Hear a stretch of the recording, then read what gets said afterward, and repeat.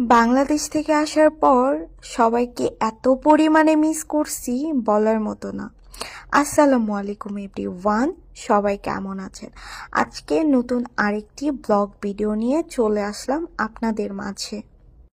আজকে আমি আপনাদের সঙ্গে শেয়ার করব আসলে বাংলাদেশ থেকে আসার পরে আমার মেন্টালিটিটা কেমন ছিল এবং আমি কিভাবে এই কান্ট্রির সঙ্গে মানায় নিয়েছি এবং এখন পর্যন্ত কি কি মিস করছি এবং কতটা ভালো আছি, এই বিষয় নিয়েই আপনাদের সঙ্গে ভাবলাম একটু শেয়ার করি।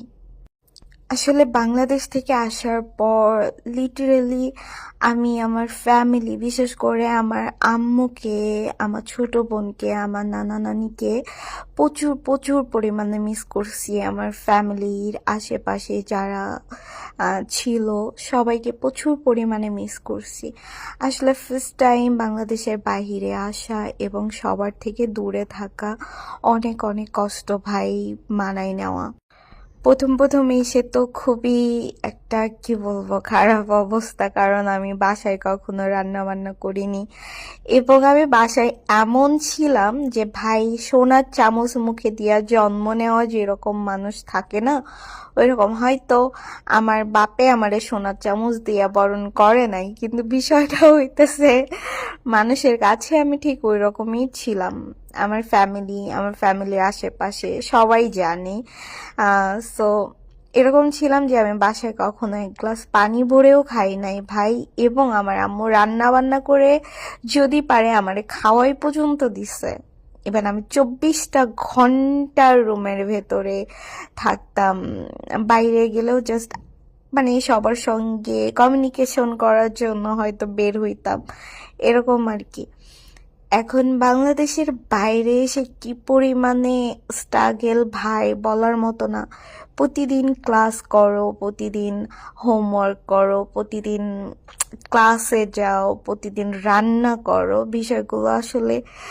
বিষয়গুলোর সঙ্গে অভ্যস্ত ছিলাম না। গত 2 মাসে অভ্যস্ত হয়ে গেলাম আর কি, কি বলবো।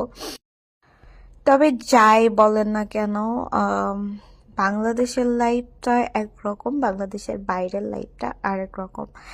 যেমন এখানে এসে আমি অনেক কিছু এক্সপিরিয়েন্স নিচ্ছি এবং অনেক ভালো লাগাও কাজ করতেছে। এই যে দেখেন, ঘুরতে গেছিলাম, জায়গাগুলো সঙ্গে ইন্ট্রোডিউস করতেছি ফ্রেন্ডগুলোর সঙ্গে, বাইরের কান্ট্রির ফ্রেন্ডগুলোর সঙ্গে কথা বলতেছি এবং অন্যান্য কান্ট্রির মানুষদের সঙ্গে মিশতে পারতেছি, ওদের মন মানসিকতা সম্পর্কে জানতে পারতেছি। তো এই বিষয়গুলো ভালো লাগতেছে। তবে বাংলাদেশের মানুষ, বিশেষ করে আমার আম্মুকে খুব ভালোবাসি, তো সেই জায়গা থেকে খুব মিস করি। মাকে মনে হয় যদি কাছে রাখতে পারতাম। আল্লাহ হাফেজ সবাই।